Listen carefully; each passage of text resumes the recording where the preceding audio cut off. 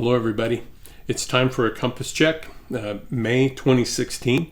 So without further ado, let me jump through this. We're doing a lot of great things. I don't want to waste a lot of time. I want to get through this quickly. So I'm going to throw 3 challenges out there and kind of go down a path of where we think we're going to help solve these issues. Okay.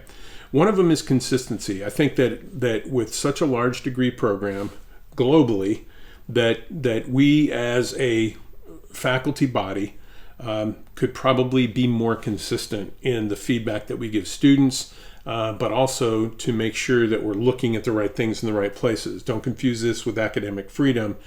You still retain that. Mostly this is kind of talking about standards, okay? So we'll get into that here in a minute. We want the students to have the same product globally. So really the only way to do that is to kind of integrate some minimum required standards, I think. Our goal is to prepare the students for the capstone, okay? It's really up to them on how they do that and how seriously they take it.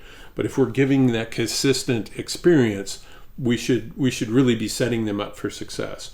So to start off with, I would highly encourage you and ask for your help to send the students, actively tell them, go to the Capstone Resource Center. They can really prepare everything that they need on the proposal for their capstone before they even arrive at the capstone. I see this happening in the field. I see students being told and then they don't do it by the campus directors. So that means earlier on in their program, encouraging them when they say in an introduction to your course, they say, hey, you know, I've been doing aviation maintenance for 20 years. Well, guess what? There's a theme for your capstone. Hey, guess what? You want to do this later on. Keep this as consideration and keeping that theme going through your courses. But we have to do this as a faculty body or they're just not going to get there, and it doesn't take a lot of effort. Feedback is another one, and I'll get into that specifically here real quick. Too many students tell us that we're the first ones to ever give them feedback. I know you've heard it. I've heard it a lot. I've been trying something that I'm going to show you here, and I've kind of been putting this out for a while. But one of the things that we found at the Faculty Senate here at the beginning of the month was that we lack consistent standards, minimum standards, for our faculty, to give students feedback. So let's get into that, okay? Ultimately, you know, we're going to keep doing faculty observations and make sure that, you know, we're giving you the information that you need to be successful. We're going to see if it's consistent. We should have those standards applied to that, and that's all going to be done in the future, I think. But when I go through and I look at accreditation results and I see what I see out there, we're not there yet. We're not consistent. So these are kind of some standards that we're looking at in the Faculty Senate. We'll possibly be looking in the College of Aeronautics, but I mean, I want to take this opportunity to throw these things out because a lot of these things we're already doing. So I would like you to really start considering these as your personal standards to you know, for the classes that you teach, whether you teach online or a multimodality.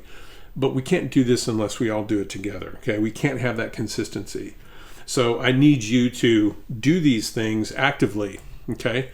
And one of those things is feedback, and quality feedback, consistent quality feedback almost means that we have to have some type of standard, okay? I want you to do what works for you.